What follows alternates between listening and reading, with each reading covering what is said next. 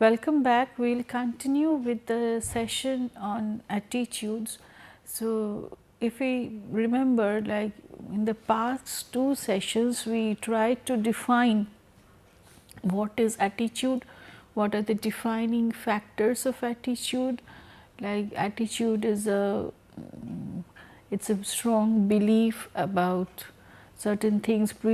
It's a predisposition. It's a learning, predetermined learning to act and feel about certain things, objects, persons in certain ways, and it is a positive and a negative feeling, persistent feeling that you have about certain things and objects and people, and your intention to act in that way.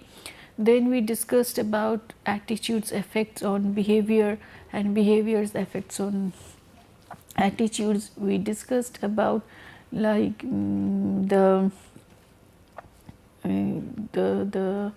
like a theory of reasoned actions, like why attitude may lead to behavior and what are the processes involved, what are the moderating variables which may come in between in the way of attitude leading to behavior. We discussed about the important role of behavior control while we are discussing like how attitude can predict behavior. We discussed about the importance of cognitive dissonance as like and how this dissonance like if it has to be reduced if attitude has to predict behavior or behavior has to predict attitude. Next, in the next discussion, and we talked about how attitudes can be changed. Next, in the next discussion, we discussed about different types of attitudes present in the workplace. Like we talked about job satisfaction, we discussed about employee satisfaction, factors of job satisfaction, different factors of job dissatisfaction, 4 different ways of expressing the job dissatisfaction. We also talked about your organizational commitment, how to develop organizational commitment, what managers can do to develop organizational commitment. And then we talked about your job involvement, what are the factors of job involvement. We also talked about employee engagement, what are the defining characteristics of employee engagement and how it is a very holistic concept consisting of like affective commitment, job involvement, satisfaction, and the principle of advocacy where you try to give a discretionary behavior, like it's a voluntary act that you take where you voluntarily decide to do something extra for your organization, though it is not required by the stated job requirements. Then we discussed about the importance of emotions in the workplace, different types of emotions that you have. We talked about work moods, we talked about your positive and negative affectivity, like the moods, like how it sometimes stays with you for hours and weeks, and how it may affect the performance. Also we discussed about the importance like the emotion. One of the major areas of concern is of course emotional labor, where you have to suppress maybe your original emotion, and because you are compensated for your emotions, then sometimes you have to show a different emotion which is totally different from the actual emotion that is maybe going through in your mind at that particular point of time. And if every day you have to practice that, it may lead to burnout of the employee. So these are issues that organization should be careful about and take corrective take measures to deal with these factors. We discussed about how organization can nurture a good atmosphere, work atmosphere too, so that it generates positive work moods and effect of work moods on performance and so on. In this chapter, we will continue now with emotional intelligence. What are the different factors of emotional intelligence? What is emotional intelligence? What are the different factors of emotional intelligence? We will focus also on the values that people have, the personal values, organizational values, work values and societal values, and try to find out how these are similar or different to attitudes, and what is the role that values play in the organizational setup as far as the performance of the employees and the organization is concerned. So, we will first start with emotional intelligence. So, emotions, as we have already shown, emotions are intense feelings towards someone or something. It is not a trait. It is an assortment of non-cognitive skills, capabilities and competencies that influence a person's ability to succeed in coping with environmental demands and pressures. Emotional intelligence is defined as a combination of skills and abilities such as self-awareness, self-control, empathy and sensitivity to the feelings of others. So, emotional intelligence, if you see, it's telling like it's an assortment of non-cognitive skills, capabilities and competencies. So, it is more in the affective domain, how you are feeling towards others, how you are feeling, what is your feeling, what is your idea about your own self, then how you are getting aware of your needs and aspirations of your own self, or how can you control your own self and your emotions and your needs, and whether you are empathetic to others or not, and whether you are sensitivity to the feeling, you develop a sensitivity to the feelings of others or not. These comes under the domain of emotional intelligence. Emotional intelligence is very important for a person. The different aspects of emotional intelligence and the focus on it is very important to the person from organizational point of view, because a person who is having a good emotional intelligence is more desirable as a co-worker or as a team member, because he or she has a control of oneself, knowledge of oneself, and also knows how to interact with others and be careful about, be empathetic to the feelings of others, and there is a good mutual exchange of feelings, and it develops atmosphere of cooperation, it develops good moral, we feeling among the team members, which lead to better performance.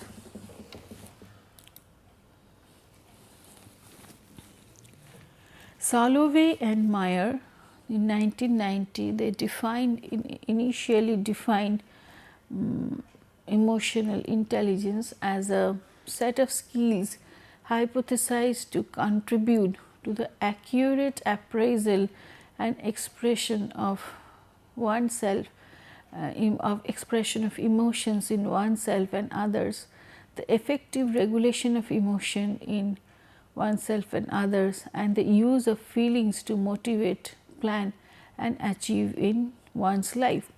So, if you see, this definition has 2-3 important pointers. It is emotional intelligence is taken to be a set of skills which is contribute to the accurate appraisal and expression of emotion. So, whether you can know what is your emotion and whether you can express it in your proper way, both for yourself and for others. Next is regulation of emotion. That is, it's not enough to know about the emotions, but situations sometimes demand that we regulate our own emotions, whether you are able to regulate emotions in yourself and others, and also whether you can use feelings to motivate, plan and achieve in one's life. So, whether you can use emotion as a tool, as a feeling, as a tool to motivate, it's a process to motivate, plan and achieve in one's life. So, there are three aspects of it. You appraise and know what your emotions are and what the others' emotions are. You can regulate the emotions in your own self and in others, and you can properly use more emotions in your life to motivate yourself and others and achieve what you want and what is good for the others and for the organization. So, these three aspects together makes emotional intelligence. So, Mayer and others in 1999 view it as a specific set of abilities that include the capacity to understand, reason about and use emotions in thinking and action. So, you have to use emotions in your thinking and action also. Goldman in 1995 added, in a sense we have two brains, two minds and two different kinds of intelligence, rational and emotional. How we do in life is determined by both. So, it is very important to use both your brains, right brain and left brain, and use emotions in whatever you do, whatever decisions you take in your life, and the way you see the process you take to solve problems. The competencies required are for emotional intelligence required are, first is know yourself, which is called self awareness. Know yourself is again divided into two parts: enhance emotional literacy, that is recognize and appropriately express emotions. So, it is very important to know what is the proper expression of a particular emotion. So, you have to recognize the emotion and learn the proper appropriate or the proper way of expressing that emotion.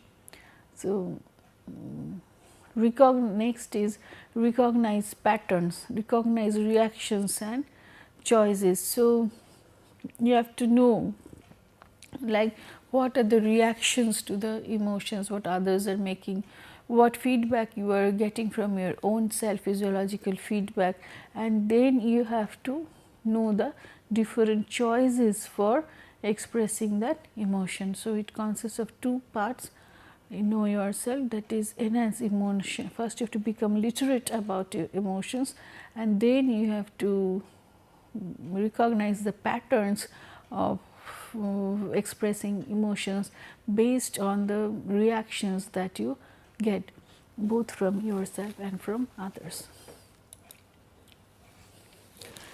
Choose yourself, that is self management. Apply consequential thinking. So, evaluate the costs and benefits of choices before acting. So, if you decide to show or express certain emotions and you have 2-3 different choices of how you are going to express your emotions, then you have to evaluate the cost and benefit associated with each of these choices. Navigate emotions, so learn from and transform feelings. So, what you can do is based on the cost and benefit analysis that we have done, then you can navigate your emotions and transform your feelings, like from positive to further positive or negative to less negative emotions, and you can move from higher intensity to lower intensity if it is negative emotions, and from like lesser intensity to more higher intensity in case of positive emotions. So, you have to, or you can, if possible, try to shift from negativity to positivity. increase optimism, identify multiple options for changing the future. So, if you are having a particular emotional state, and people generally tell like you are of this nature, and you know also it's you are of certain nature, then what happens, like you have to generate, you have to know like what are the multiple options for changing in the future, like what like if you want to change yourself in the future, this is because it's self management. If you want to change yourself in the future, then what could be the multiple options available? You have to find out the options for changing. Like suppose now generally you go through negative emotions, but you want to change it to positive emotions in your life. You have to like want to nurture positive emotions, positive ways of looking into things. Then how you can do it? Through like small steps taken to look into the positive aspects into the thing. Take pleasure, take joy from very small aspects in life, and from very simple things in life, and try to move in that way, so that generally you can change in future very gradually. Engage intrinsic motivation, build internal energy and drive. So, what you can do is you can become intrinsically motivated, understand the joy of doing certain things, from derive the joy from the job itself that you are doing, the work itself you are doing, and gets give yourself, which is self direction, increase empathy, respond appropriately to others' feelings. So, you have to be empathetic to others, try to understand the problem from that person's point of view, why that particular person is thinking or doing in certain things, and without being judgmental about he is good or he is bad, he is right or he is wrong, then try to see the fact from that person's perspective and try to find out ways of helping that person. Pursue noble goals, align daily choices with principles and purposes, like higher values in life. What choices you take, what is the path that you take for reaching certain goals should be always driven by certain principles and purposes that you value in your life, certain values that you nurture for yourself.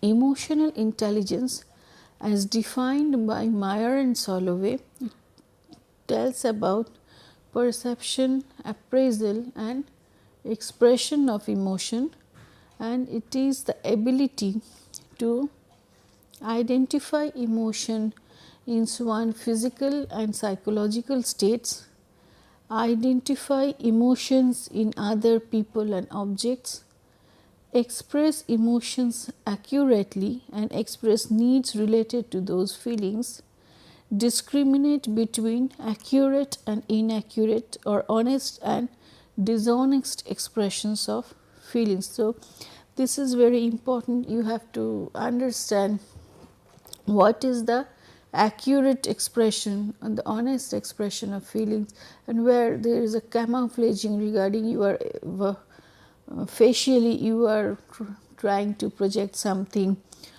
you are trying to appear to be something, but your emotions are different. So, what is the honest and dishonest expression of feelings? We have to be careful about it. Emotional facilitation of thinking, which is the ability to redirect and prioritize one's thinking based on the feelings associated with objects, events, and other people. Generate or emulate vivid emotions to facilitate judgments and memories concerning feelings. Capitalize on mood swings to take multiple points of view. Ability to integrate these mood induced perspectives. Use emotional states to facilitate problem solving and creativity. So while we are thinking, while we are rational thinkers, what we generally do, we try to look at objects, we try to look at problems very objectively, and we try to keep our emotions away from it, and then try to find out solutions for the problems.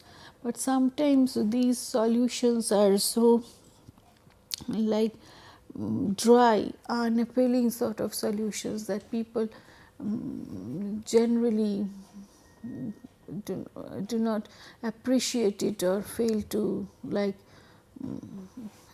identify with the solutions. So what, because people are rational as well as emotional human beings, we just cannot think of a person without his or her emotions. So what we can do, instead of just separating emotions away from the thinking process and problem solving aspect, what we can do is utilize emotions, think from the keeping the emotional lens open, like what will be the solutions, and prioritize the thinking based on the emotions attached with the objects, events, and other people. Like what could be the possible emotions associated with different things about which we are to prioritize our choices. And we have to emulate the vivid emotions to facilitate judgments and memories for the feelings.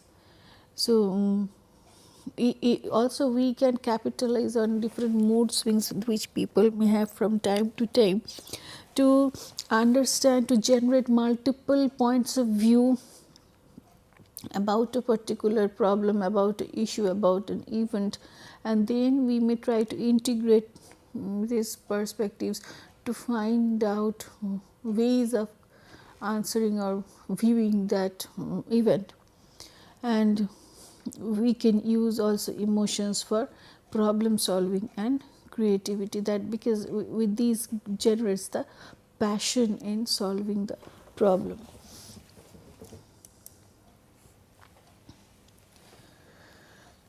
Understanding and analyzing emotional information is employing emotional knowledge, which is the ability to understand how different emotions are related, perceive the causes and consequences of feelings, interpret complex feelings such as emotional blends and contradictory feeling states, understand and predict likely transition between emotions. So it is that ability is the ability to understand how different emotions are related. The highest of the positive emotion can be related to highest of the negative emotion, like we tell, like love is related to hatred. So in the similar way, like when you have very intense love today, the day due to certain factor that love is not there, that emotion will switch on, will become a most intense hatred that the people share about each other. could be. So, these opposites are there, and perceive the causes and consequences of feeling, like what has led to this feeling and what could be the consequences of a particular feeling that people are having. What is the, if the feeling is very complex in nature, what are the blends of emotion? Like sometimes people are feeling in certain way, but they are not able to identify the emotions that are leading to that particular feeling, and it is a blend of emotions, and we should be having the ability, the more ability we have to identify the emotions which are blending with each other, and also sometimes leading to contradictory feeling states. It is better that we can process the information from these emotional states and understand and the likely transition between emotions, where, what are the factors that triggers like a transformation of a positive emotion to a negative one, or vice versa, negative emotion to a positive one is very important to be known, so that we can take important measures for maybe controlling or nurturing these factors when as the situations may be, like when there is a transition between different emotions. And we can, if we can predict also, then we can understand when this transition is going to happen and how, and we can take like corrective measures, or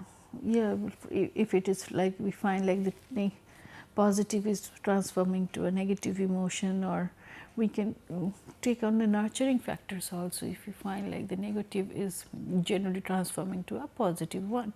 So, as the situations demands, we can modify ourselves to like to analyze the emotional information, and so with this emotional knowledge it leads to better adjustment of the employee within the organization and better like interpersonal interactions also.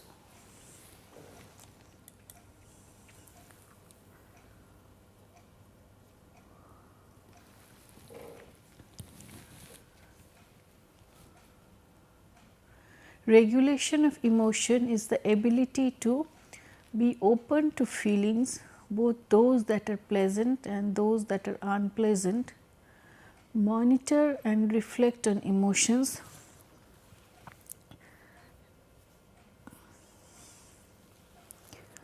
engage, prolong or detach from an emotional state depending upon its judged informativeness or utility, manage emotion in oneself or others. So, regulation of emotion is, so we should be open to feelings both positive and negative, and so that it's very important. It's a learning situation. We can learn from unpleasant emotions also, because that develops our capability to know how to deal with unpleasant situations. It increases our competency to deal with unpleasant situations, know why situations went unpleasant and what can be done to transform it to a pleasant situation. So, being open to feelings both pleasant and unpleasant are very essential in a person's life. Monitor and reflect on emotion. You have to monitor and reflect on like wow, when are the emotions changing, what are the components of a particular emotion, what different expressions that we are giving to a particular emotion, and so on and so forth. So, again we have to understand based on the utility of the emotions and informativeness of the emotion, like when should we start detaching ourselves from a particular emotional state, or we have to engage and prolong the particular emotional state based on its utility. So, like This is particularly relevant when we are talking of counseling sessions. Sometimes what happen, like while counseling, the counselor becomes emotionally also tries empathetic to the counselee's problems, and at sometimes at a certain point of time, he or she becomes so involved in the whole process that this role playing starts as if she or he takes up the role of the employee and starts to experience those emotions also, which may be to certain extent may lead to emotional labor on the part of the counselor, because at the he or she is facing different emotions. One is his or her own set of emotions, and also experiencing the emotions of the counselee. So in these cases, it's very important also to practice detachment, like as long as you are discussing the case, like you are empathetic, you remember, you try to understand from the employee's perspective, from the counselee's perspective, but once the session is over, we have to detach from that particular emotional state or that particular counselee session, so that we do not move forward with the emotions that generated during the counseling session. So that is very important. To practice of detachment also is very important. We have to manage emotions in oneself or in others.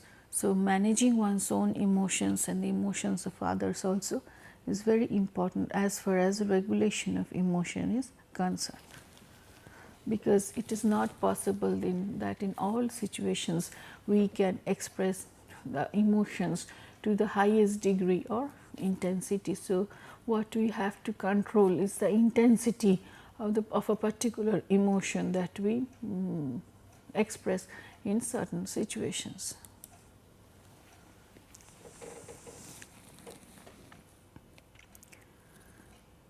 So based on this, like we have talked of emotions, then what is the emotion or the attitude per se that employees have towards the organization, and the organization also has a reciprocal emotion or attitude, then what is the consequence? Is we find like employees' attitude to the organization is positive, organization's attitude towards the employee is also positive, the employee will stay in the organization. Employees' emotions or attitudes about the organization is positive, but the organization is having a negative feeling about the employee, then the consequence is employee is terminated. Employee is having a negative feeling, but the organization is having a positive feeling. What happens is employee leaves voluntarily.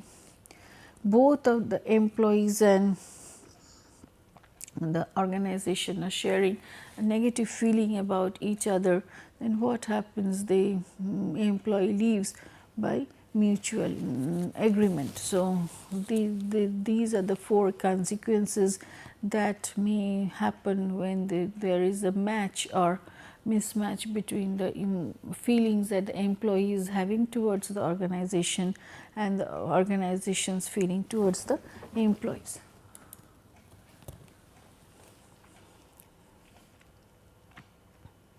When we were discussing in the past slides, last slide about detachment, so what is more like the work attitudes which is relevant in Indian context, that is the karma yoga is one of the principal concepts which deals with how to work without without any attachment to the outcomes that you desire. So, karma yoga means a tendency to discharge one's duties without lasting after the outcomes. It has the following dimensions: a sense of duty or obligation towards others arising out of one's feeling of one being connected to one's surroundings, coupled with striving to live a life for the benefit of the society. Spontaneous action leading to absence of craving for material gratification. Equanimity between contrasting factors that represent appropriate balance without disregarding what is necessary, without any overemphasis on anything. So, in a short, it's like you work because for the pleasure of working, because you see yourself connected to the environment, you see yourself connected to the cosmos, though there are initial differences present superficially, but you understand like all things are connected to each other because you realize that eternal connectivity of the different aspects in life. So, what you do, you take up a spontaneous action. You can define like these are the factors which may lead to employee engagement as we are discussing now. It is a discretionary voluntary action, the passionate work that you undertake for the joy of working itself without being much more concerned about the outcomes that you get out of that working. So, when the process is right, definitely it will follow like you get a better outcome, but while as a performer you are more satisfied, you are more enjoy. What you enjoy is working it as a process itself, and you do not crave for any material gain. It's more of intrinsic motivation that is working, and so, and you find notice the equality between contrasting factors. Also, you try to find out the commonness between even contrasting things, and you see everything in a very holistic concept, is connectivity between every elements present around you, and you take a joy in working for others and for it's an obligation that you find, that obligation that arises out of your feelings of being connected to your own surroundings. So, this is a beautiful concept which tells about like voluntary action and getting you becoming intrinsically motivated and finding out joy from that action.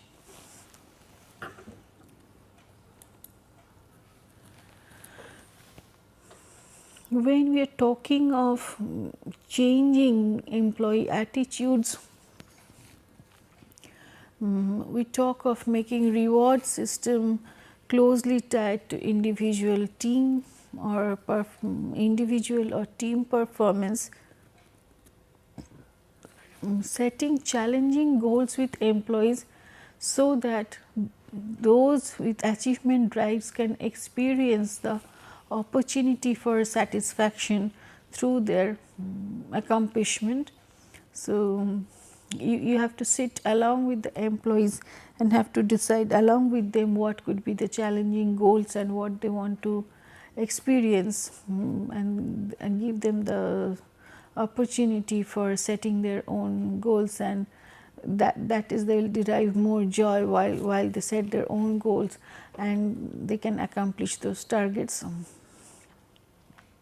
So, defining clear role expectations so that employees struggling with ambiguity can overcome that concern. So, if you see like some people are not able to understand what is the expectation from them, from the organization, it's better to set clear expectations about their roles, what they are expected to achieve, and that may help in changing their attitudes from a very confused state, and they can overcome that struggle from that confused state, and they may become positively they become comfortable because ambiguity is no longer there, and they can know what they have to do to meet the organization's expectations. Refraining from attacking the employee's attitude. So, we should refrain from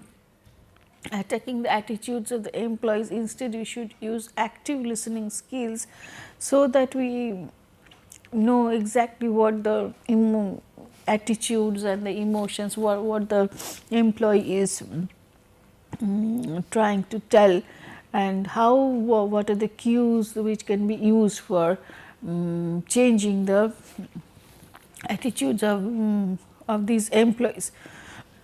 Providing frequent feedback to satisfy the need for information about performance levels, exhibiting a caring, considerate orientation by showing concern for employees' feelings, providing opportunities for employees to participate in decision making, showing appreciation for appropriate effort and citizenship behavior.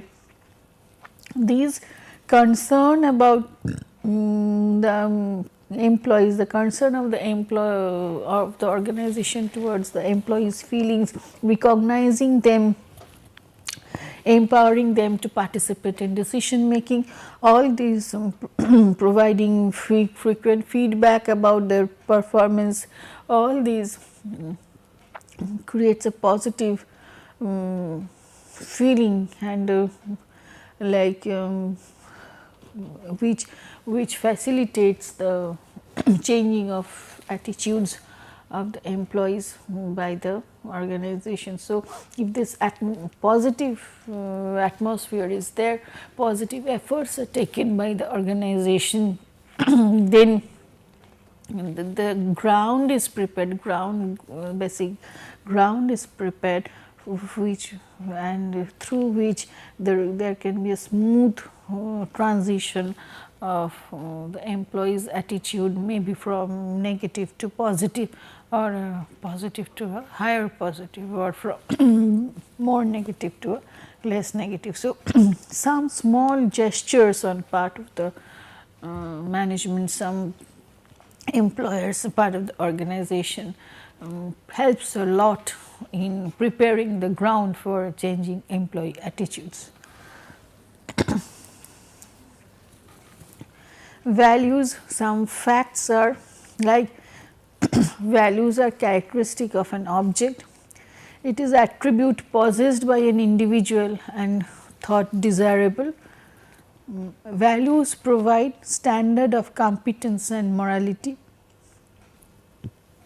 Values are fewer in number than attitudes.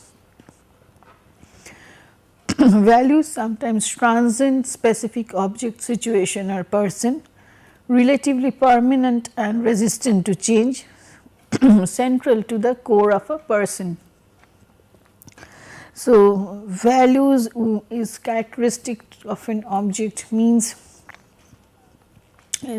we always have values about certain permanent beliefs, high level thoughts about certain objects, and so it is we always have a value about certain object or certain ways of looking into things, and these are thought to be desirable, something which is given thought to be worthy, something which is thought to be desirable is taken as a value. Values provide standard of competence and morality. So, it is one of the standards, like if you like honesty, like friendliness, all these are taken to be values which are taken to be standards of competence and morality. So, values are lesser in number than attitudes, because it is a like it's a principle that you share in your life, that you have in your life. So, sometimes values are very universal in nature and it transcends specific object, situation or person, and these are relatively permanent and resistant to change, because values take time to develop. So, you go through number of phases of check and recheck and acceptance and rejection and all these things. Some values you learn from your parents, your families, some you develop in the ways of your as you progress in your life, because it takes time to develop, or it has been tested through generations and has been transmitted to the new generation, then through the cultures, then it's relatively permanent and it is resistant to change. And it's very central to the core of a person, because you sometimes get these learnings from your families and it's been transmitted to you through the family.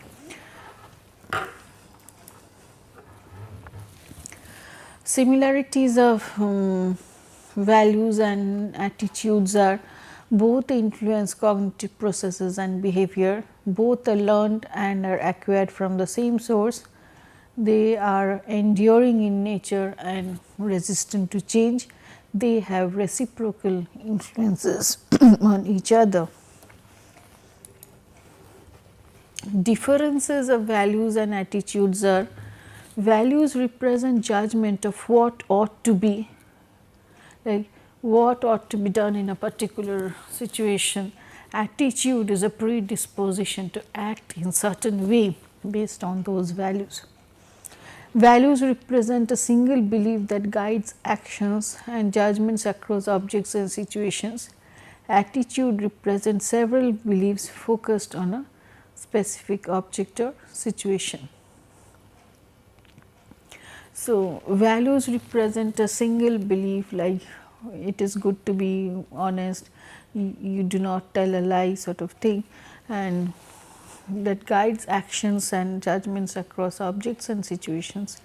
Attitudes represent several beliefs focused on specific objects or situations. So, on a particular object you may have a positive feeling because you believe that different aspects of the objects are attractive to you due to certain factors. So, it can be related to several beliefs, and values are derived generally from social and cultural mores, and attitudes are your personal first hand experience with the objects and how it gained through direct experience mainly, and so as a result you develop a particular attitude. Values have been variously defined by different people, like if you see Clark defined values in 1950 as the affective, cognitive and conative elements as essential to the concept of value. Rockier defined it as a mode of conduct or an end state of existence which is personally or socially preferable to an opposite or converse mode of conduct or end state of existence. Chakraborty in 1987 defined values in which an individual tends to make judgment or choices both about goals and means at different stages of one's life in different facets of it, which leads to happiness of self and society. So, values again can be of various types, like societal values, cross cultural values, organizational values, personal values, work values. So, values that we attach to different aspects of life. So, the Clark-Stodbeck framework is the values, the relationship with the environment, time, orientation. We have values regarding nature of people, activity, focus on responsibility, and concept of space. Chakraborty in 1991 tells about the respect for individuals, cooperation and trust, purification of mind, top quality products and services, workers worship. So, they will find a list of values like given by Prakash also in Indian context. Sinha and Sinha in 1974 told about the socio-cultural values in the Indian context, like lack of commitment, lack of team orientation, preference for personalized relationship, dependence, proneness, aram, showing off and so we have to find out like whether like this work done in 1974 and you may try to find out what is the still the socio-cultural values nurtured in the present context in the Indian situations. Some of these values may still be prevailing and some of the values may have occurred a change, even if a slow change if possible, based on the situations that we are now changed. Because more interactions is happening, mode of communications are further available, we are interacting with the whole world, and so is there any change or still we are continuing with the values as mentioned over here? A study, a probe can be done in that regard. Cross-cultural values like Schwartz's value system are like openness to change, conservation, self and enhancement, self transcendence. These are some of the cross-cultural values, and you find like openness to change is self-direction, stimulation, conservation is conformity, security, tradition, self-enhancement is achievement and power, self-transcendence is benevolence, universalism. So, these are the value systems nurtured by Schwartz, while in Hofstede's classification, as we discussed in earlier classes also, it talks of individualism, collectivism, power, distance, uncertainty, avoidance, and achievement versus nurturing orientation, long term versus short term orientation. And we can classify different nations based on this, whether they are individual and collective oriented, whether what is the power distance, whether they tolerate uncertainty or avoid uncertainty, whether they are achievement oriented or not, whether they are short term or long term orientation or not. So, organizational values are again values nurtured by the company's actions and practices, and we have different researchers giving different values like Woodcock and Dave give power and reward, effectiveness, fairness, teamwork, law and order, defense, and then Peters and Waterman, they also give a set of organizational values like superior quality and service, importance of people as individuals, importance of details in execution, importance of profit orientation, all these things are there. And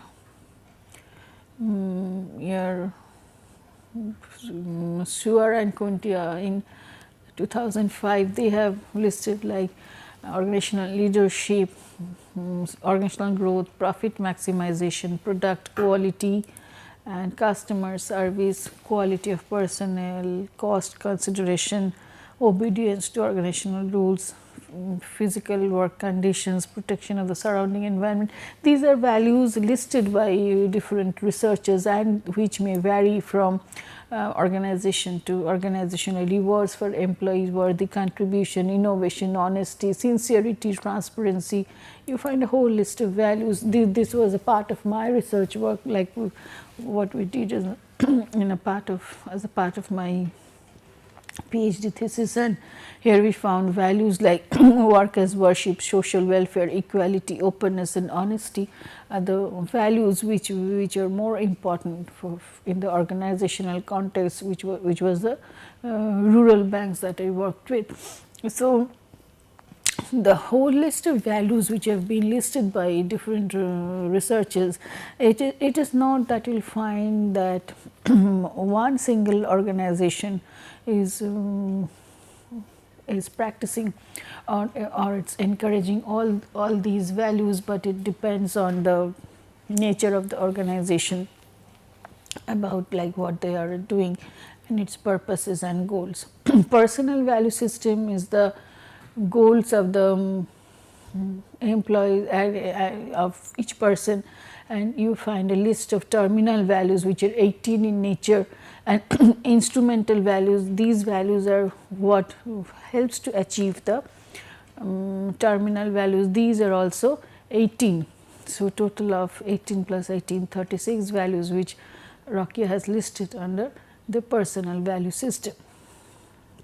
And Super gave 45 items to list like 15 work values which are very specific to the work, that what people try to derive from the work. So, when like there is a match between the organizational values, the work values, the personal values and also the societal values, nurture all these values, then what happens, there is a balance between, there is an alignment between all these values, and it may lead to better individual and organizational performance. But when the employees values is not matching with the organization values, or as such the organization values is not matching with the national values, then some conflicts may arise, and it requires for accommodation and adjustment either on the part of the employee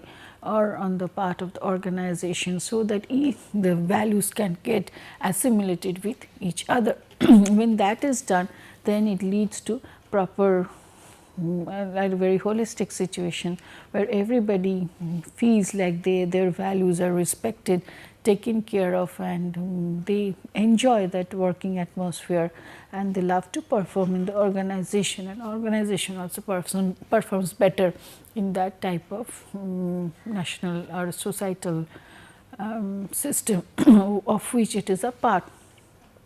With that, we will come to the questions like what is attitude, how it is related to cognition, affect and behavior, what is cognitive dissonance, discuss with example cognitive dissonance as an attitude change technique, what are the major job attitudes, discuss with example how attitude is related to job satisfaction. Think of an important attitude you have regarding a career. Identify 3 components of that attitude and indicate what each outcome response would be. What is emotional intelligence? What is the relevance of emotional intelligence in organizational behavior? What are personal values and organizational values? Discuss with importance the values in workplace. So, with this we come to the end of this session, and hopefully if you find answers to these questions, it will give you a very broad idea about the attitudes, the values, the connectivity of attitudes and values, and how it is related with the performance of the individual and the organization. Thank you.